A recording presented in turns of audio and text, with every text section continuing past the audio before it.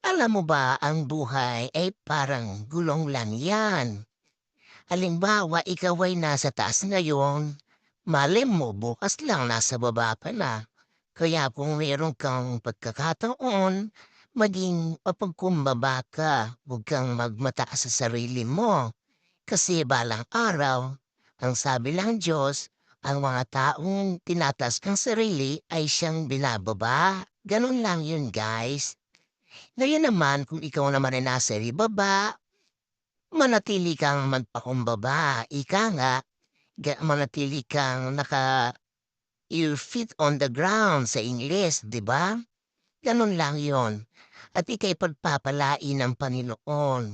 Dahil sa buhay natin ngayon, marami tayong mga pagsubok na minsan hindi rin natin alam kung ito'y ating kakayanin pero